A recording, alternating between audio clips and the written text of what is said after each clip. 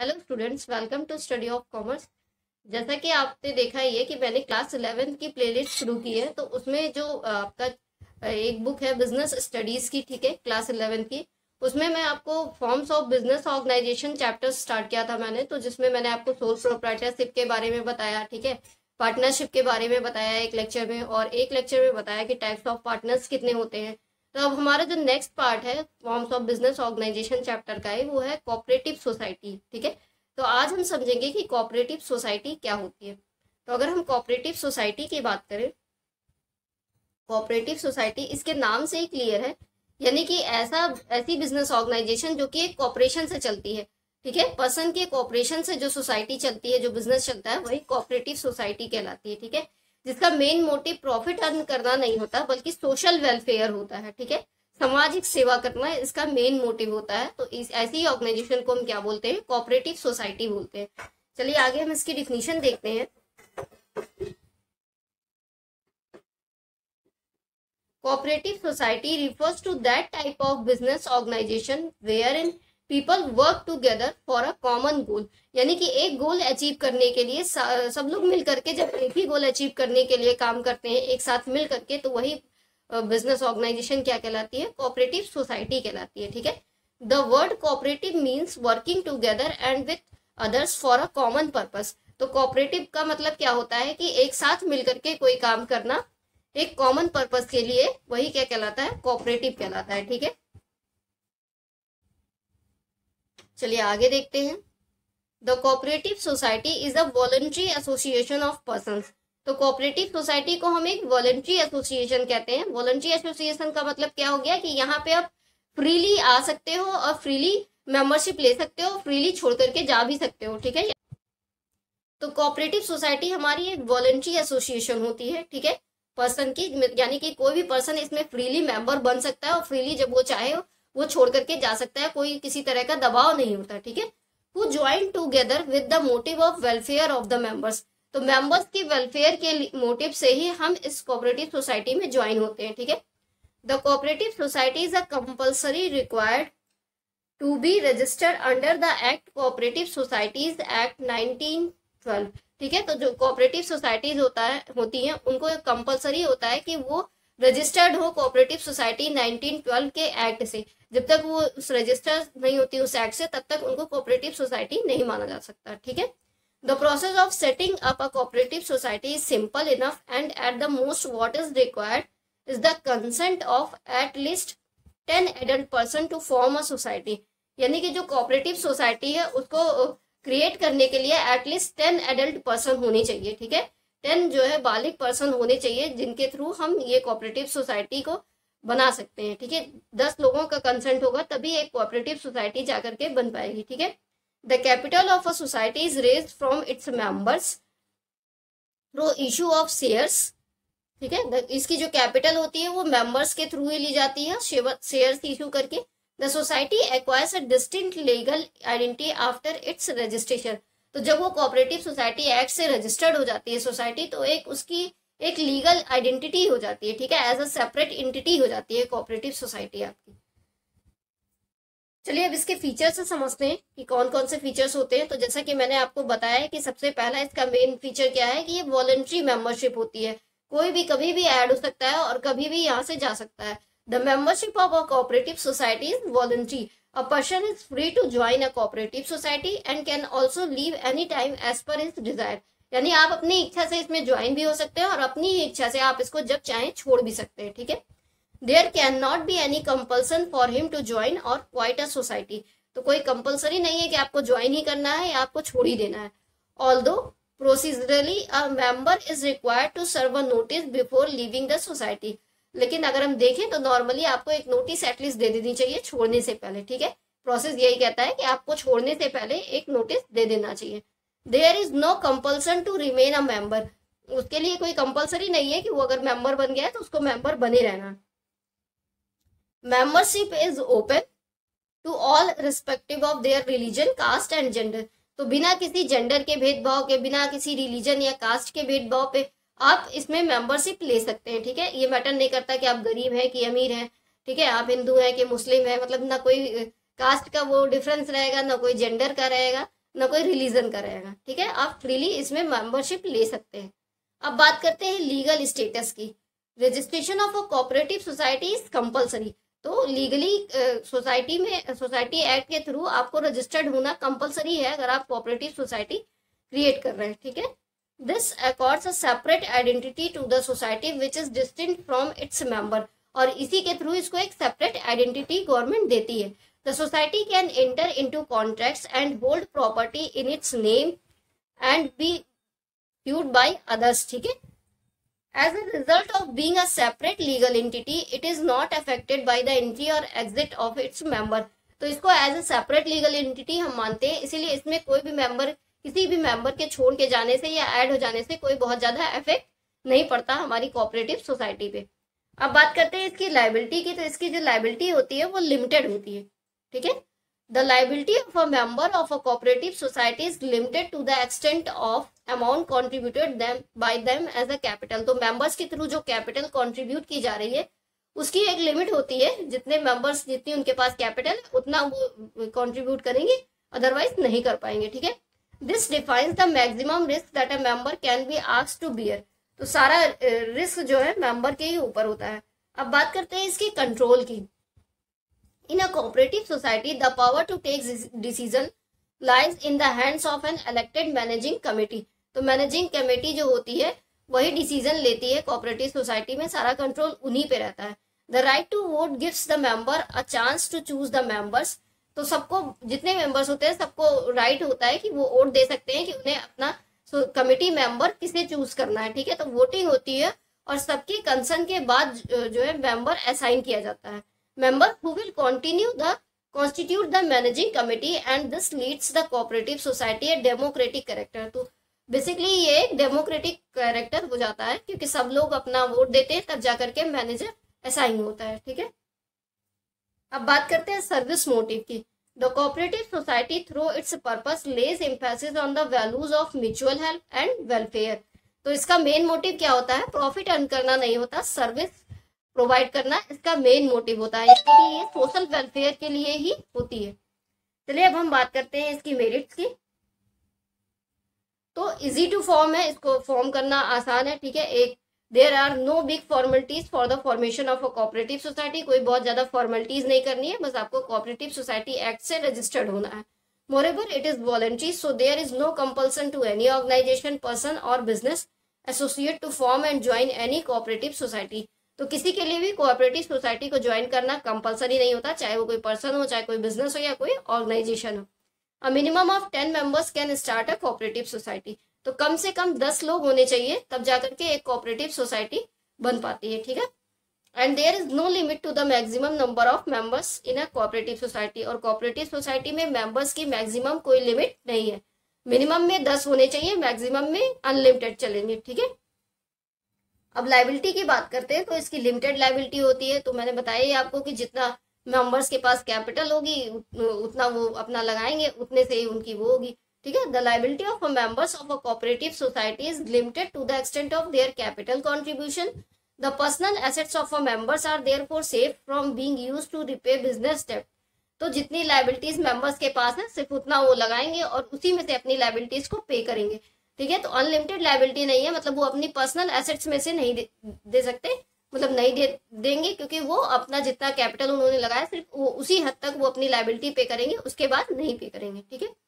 अब इसके एग्जिस्टेंस की बात करते हैं तो ये इसका एग्जिस्टेंस स्टेबल होता है, क्योंकि सीधी सी बात है, जब मेंबर के एग्जिट करने से या मेंबर के इन्वॉल्व होने से कोई इसमें फर्क पड़ता ही नहीं है। कोऑपरेटिव सोसाइटी में ये अपनी एक सेपरेट लीगल एंटिटी होती है, तो ये इसमें एग्जिस्टेंस स्टेबल होता है, चाहे कोई आए या ना आए, ठीक है, अपनी सोसाइटी चलती रहेगी। डेथ, बैंक्रप्सी और insanity of the members do not affect continuity of a cooperative society. तो किसी मेंबर की डेथ हो जाना, कोई बैंक्रप्सी हो जाना, ठीक है, या फिर किसी के मेंबर के छोड़ जाने से इसमें कोई इफेक्ट नहीं होता है, स्टेबल एक्सिस्टेंस होता है इसका। नेक्स्ट मेरिट आपकी क्या है कि सपोर्ट फ्रॉम गवर्नमेंट। सीधी सी बात है, जब आप सर्विस मोटिव के लिए कोई चीज कर रहे हैं, सोसाइटी के लिए कर रहे हैं, तो आपको गवर्नमेंट का सपोर्ट भी मिलता है, लेकिन इसकी लिमिटेशन भी है कि आपको ज्यादा इंटरफेयर भी करेगी government. The cooperative society exemplifies the ideas of democracy and hence find support from the government in the form of low taxes, subsidies and low interest rates on loans. तो loans भी आसानी से government देगी, लो taxes charge करेगी, ठीक है, subsidy भी provide करेगी, तो मतलब पूरा सपोर्ट रहेगा गवर्नमेंट का। नेक्स्ट लिमिट आपकी क्या है, इक्वलिटी इन वोटिंग राइट्स। तो सबको, जितने भी मेंबर्स हैं सबको इक्वल राइट होता है अपना वोट देने का, मेंबर चूज करने का, ठीक है। और नेक्स्ट है आपकी ओपन मेंबरशिप। तो मेंबरशिप ओपन होती है क्योंकि वॉलंटरी एसोसिएशन है, जब जो चाहे वो मेंबर बन सकता है, जब जो चाहे वो छोड़ सकता है, ठीक है। अब हम लिमिटेशन की बात करते हैं, तो पहली लिमिटेशन है हमारी लिमिटेड कैपिटल। तो कैपिटल यहाँ पे क्या होगी, कैपिटल आपकी लिमिटेड होती है, क्योंकि जितनी कैपिटल मेंबर लगाएगा सिर्फ उतनी वो लायबिलिटी पे करेगा, ठीक है, और उतनी ही कैपिटल वो लगाएगा, उसके अलावा नहीं लगा सकता। यानी कि जितना उसके पास है सिर्फ उतना ही लगा करके वो कोऑपरेटिव सोसाइटी में अपना बिजनेस कर सकता है, उसके अलावा नहीं लगा सकता। Most of the cooperative societies suffer from lack of capital. तो इसी वजह से कभी कभी लैक ऑफ कैपिटल हो जाता है, कैपिटल की कमी पड़ जाती है, क्योंकि सीधी सी बात है कि कोऑपरेटिव सोसाइटी में ज्यादातर वही मेंबर्स होते हैं जो सोशल वेलफेयर के लिए होते हैं, और ना उनके पास बहुत ज्यादा पैसे होते हैं, ठीक है। तो इसीलिए लिमिटेड कैपिटल होती है, ये इसकी लिमिटेशंस है। नेक्स्ट है आपकी inefficiency in management. Management efficient नहीं हो पाती, क्योंकि ज्यादा पैसे तो है नहीं कि हम अच्छे से ज्यादा अच्छे मैनेजर को, एक्सपर्ट मैनेजर को ला सके, ठीक है, और उनको हाई सैलरी पे कर सके, तो इसलिए इनएफिशिएंसी होती है मैनेजमेंट की। Lack of secrecy. तो सीक्रेसी भी नहीं, सीक्रेट भी नहीं रख सकते, क्योंकि मेंबरशिप कोऑपरेटिव सोसाइटी है, तो जितने मेंबर हैं सबको आपको सारी चीजें शेयर करनी ही करनी है मीटिंग में, ठीक है, क्योंकि जो सोसाइटी एक्ट आपका 7 है वो कहता है कि आपको सारी चीजें मेंबर्स को डिस्क्लोज करनी ही करनी है, तो यहाँ पर कोई सीक्रेट चीज नहीं रख सकते, ठीक है। नेक्स्ट लिमिटेशन है आपकी excessive government interference and lack of secrecy. तो ये 2 बार हो गया है। तो गवर्नमेंट इंटरफेरेंस बहुत ज्यादा होता है, क्योंकि गवर्नमेंट सपोर्ट कर रही है, ठीक है, गवर्नमेंट आपको लोन वगैरह भी प्रोवाइड कर रही है, तो गवर्नमेंट का बहुत ज्यादा इंटरफेरेंस होता है कोऑपरेटिव सोसाइटी पे। लिमिटेड स्कोप, स्कोप भी इसका लिमिटेड होता है। Cooperative society can not be introduced in all industries. तो सारी इंडस्ट्रीज में इसका इंट्रोडक्शन नहीं हुआ है। Their scope is limited to only certain areas of enterprise. तो कुछ ही एरिया में इसका स्कोप लिमिट करके रह गया है, बहुत ज्यादा इसका स्कोप नहीं हो पाया, ठीक है। चलिए अब हम बात करते हैं टाइप्स ऑफ कोऑपरेटिव सोसाइटीज की, ठीक है। तो अगर हम इनके टाइप्स की बात करें तो 6 टाइप्स की आपकी कोऑपरेटिव सोसाइटीज होती है। हमारी जो फर्स्ट है वो है प्रोड्यूसर्स कोऑपरेटिव सोसाइटी। तो यानी ऐसी कोऑपरेटिव सोसाइटीज जो प्रोड्यूसर्स यानी कि प्रोडक्शन या प्रोड्यूसर्स पे मेन फोकस उनका होता है, उनके वेलफेयर के बारे में सोचती है, वो आपकी प्रोड्यूसर्स कोऑपरेटिव सोसाइटी में आ जाती है, ठीक है। सेकेंड है आपकी कंज्यूमर्स कोऑपरेटिव सोसाइटी। तो ऐसी सोसाइटीज जो कंज्यूमर्स के प्रोटेक्शन और कंज्यूमर के बेनिफिट के बारे में, उनके वेलफेयर के बारे में सोचती हैं, वो आपकी कंज्यूमर्स कोऑपरेटिव सोसाइटी में आ जाती हैं, ठीक है। नेक्स्ट है आपकी कोऑपरेटिव मार्केटिंग सोसाइटीज। तो ऐसी सोसाइटीज जो मार्केट पे, जिनका मेन फोकस मार्केटिंग के वेलफेयर पे होता है, ठीक है, मार्केट के ग्रोथ पे होता है, वो आपकी मार्केटिंग कोऑपरेटिव सोसाइटीज में आ जाती है। तो सिंपली इनके नाम से ही क्लियर है, जैसा इनका नाम है वैसे उसी तरफ इनका ज्यादा वेलफेयर है, उसी सब्जेक्ट पे, ठीक है। फोर्थ है हमारी क्रेडिट कोऑपरेटिव सोसाइटीज। तो ऐसी सोसाइटीज जो आपको क्रेडिट फैसिलिटी प्रोवाइड करने में हेल्प करती हैं, ठीक है, कम इंटरेस्ट पे आपको लोन प्रोवाइड करती हैं, तो वो सब आपकी क्रेडिट कोऑपरेटिव सोसाइटीज में आ जाती हैं। नेक्स्ट है आपकी housing society, housing cooperative society. तो ऐसी सोसाइटीज जो हाउस मेंटेनेंस देखती है, ठीक है, आपको हाउस प्रोवाइड करती है, कम इंटरेस्ट पे लोन पे हाउस प्रोवाइड करती है, ठीक है, आपका हाउस बनाती है, तो यानी पब्लिक वेलफेयर करती है हाउस से रिलेटेड, तो वो आपकी कोऑपरेटिव हाउस सोसाइटी में आ जाता है। नेक्स्ट है आपकी कोऑपरेटिव फार्मिंग सोसाइटीज। तो ऐसी सोसाइटीज आपकी जो फार्मर्स पे ज्यादा फोकस करती हैं, उनके वेलफेयर के बारे में सोचती हैं, वो कैसे ज्यादा से ज्यादा फार्मर्स ग्रो करें, अपनी खेती को और आगे बढ़ाएं, ठीक है, इन सब चीजों के बारे में जो ज्यादा हेल्प करती हैं, उनके बारे में सोचती हैं, वो आपकी कोऑपरेटिव फार्मिंग सोसाइटीज में आ जाती हैं। चलिए अब हम थोड़ा डिटेल में समझते हैं सारी सोसाइटीज को। तो सबसे पहली हमारी है कंज्यूमर्स प्रोटेक्ट कोऑपरेटिव सोसाइटी, ठीक है। फर्स्ट है हमारी कंज्यूमर्स कोऑपरेटिव सोसाइटी। तो the consumer cooperative societies are form to protect the interest of consumers. तो ऐसी सोसाइटीज जो कंज्यूमर्स के इंटरेस्ट को प्रोटेक्ट करने के लिए बनाई जाती हैं, वो आपकी कंज्यूमर्स कोऑपरेटिव सोसाइटीज में आ जाती हैं। The members comprise of consumers desirous of obtaining good quality product at reasonable price. तो उन मेंबर्स को जो कोऑपरेटिव सोसाइटी में होते हैं मेंबर्स, उनको कम प्राइस पे जो है अच्छे गुड्स प्रोवाइड किए जाते हैं, क्वालिटी प्रोडक्ट्स प्रोवाइड किए जाते हैं। The society aims at eliminating middle man to achieve economy in operation. तो सोसाइटी का मेन एम होता है जो बीच में मिडिल मैन आ जा रहा है कंज्यूमर और सेलर के बीच में, उनको हटाना, ठीक है। It purchases goods in bulk directly from the wholesaler and sell goods to the member. तो सोसाइटीज क्या करती हैं, ये होलसेल में सामान खरीद लेती हैं और मेंबर्स को गुड्स सेल करती हैं, ठीक है। Thereby eliminating the middle man, और मिडिल मैन को एलिमिनेट करती हैं, जो बीच में आ जाते हैं बिचौलिए जिनको हम कहते हैं, उनको ये एलिमिनेट करती हैं। चलिए आगे देखते हैं। Profit, if any, are distributed on the basis of either their capital contribution to the society or purchases made by individual members। ठीक है, तो जो प्रॉफिट होता है उसको इक्वली डिस्ट्रीब्यूट किया जाता है मेंबर्स के कैपिटल कंट्रीब्यूशन के बेसिस पर, या फिर जो सोसाइटी में जो भी जितना परचेज कर रहा है उसके बेसिस पे, ठीक है। तो यानी जितना मेंबर्स कैपिटल कंट्रीब्यूट करेंगे उसी रेशियो में उनको प्रॉफिट डिस्ट्रीब्यूट किया जाता है। चलिए नेक्स्ट टाइप हम देखते हैं। नेक्स्ट है हमारी producers cooperative society. These societies are set up to protect the interest of small producers. तो जितने भी स्मॉल प्रोड्यूसर्स हैं उनको प्रोटेक्ट करने के लिए ये बनाई जाती है producers cooperative society. The members comprise of producers desirous of procuring inputs for production of goods to meet the demands of consumers. तो ये जो है डिजायरेबल जो प्रोड्यूसर्स होते हैं उनको कम रिजनेबल प्राइस पे गुड्स प्रोवाइड करती है प्रोडक्शन के लिए, ठीक है। The society aims to fight against the big capitalist and enhance the bargaining power of the small producers. तो ये ज्यादा से ज्यादा मतलब इसका एम होता है जितने भी छोटे लेवल के प्रोड्यूसर्स हैं उनकी हेल्प करना। It supplies raw materials, equipment and other inputs to the members and also buys their output for sale. तो ये इनपुट भी प्रोवाइड करती है मेंबर्स को और उनके आउटपुट को सेल भी करती है, ठीक है। Profits among the members are generally distributed on the basis of their contribution to the pool of goods produced और सोल्ड बाय द सोसाइटी। तो अगर हम प्रॉफिट की बात करें तो प्रॉफिट नॉर्मली वैसे ही डिस्ट्रीब्यूट होता है कि जितना मेंबर ने कैपिटल अपना लगाया है उसी हिसाब से उसको प्रॉफिट डिस्ट्रीब्यूट किया जाता है, ठीक है। थर्ड टाइप है हमारा मार्केटिंग कोऑपरेटिव सोसाइटी, ठीक है। Marketing cooperative society, such societies are established to help small producers in selling their products. तो ये स्मॉल प्रोड्यूसर्स को मार्केटिंग में हेल्प करती है कि वो अपने प्रोडक्ट को सेल कर पाए, ठीक है। The members consist of producers who wish to obtain reasonable prices for their outputs.